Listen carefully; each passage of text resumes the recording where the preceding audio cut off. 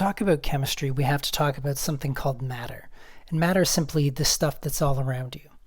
It is anything that has mass and takes up space or volume. And matter can be split up into two different categories. It can be split into something known as a pure substance or mixtures. Pure substances are a type of matter that has a distinct property and composition that doesn't change. So this is something like pure water. Pure water always behaves exactly the same way. If you have multiple different samples of pure water, they'll all have identical properties, and all of them will only contain molecules of H2O. So again, a pure substance is something that has distinct properties and a distinct composition that does not vary. Within the category of pure substances, you can break it down further into subcategories. Two such categories are elements and compounds. Elements are substances that cannot be broken down into simpler substances using chemical methods. So something like iron metal cannot be broken down into anything simpler.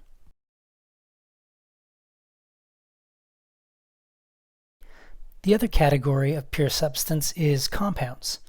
And compounds are substances that are made from two or more elements that have combined through some sort of reaction. And this would be something like water. Water is H2O.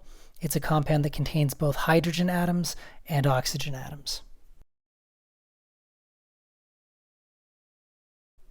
The other category of matter that is not a pure substance is known as a mixture.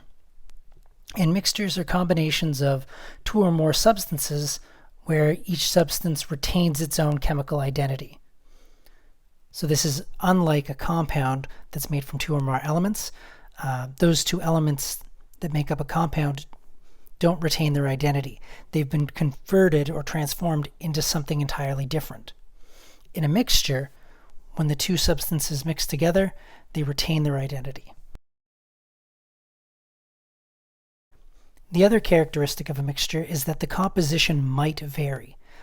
Pure substances have a composition that stays the same, but mixtures, the composition can vary. So imagine that you have a cup full of water, which is a pure substance. As soon as you add a spoonful of salt, it's become a mixture now. You have salt and water in the same container. And if you add one spoonful of salt, you have a certain ratio of salt to water. But if you added 2 spoonfuls of salt, you would have a different ratio of salt to water. The composition would have changed. But both of them are still a salt-water mixture. Within the category of mixtures, you have 2 subtypes. You have heterogeneous mixtures and homogeneous mixtures. A heterogeneous mixture is one that is non-uniform in distribution. Which means that you can distinguish between different components. A heterogeneous mixture is one that is non-uniform in distribution, which just means that you can distinguish between the different components of the mixture.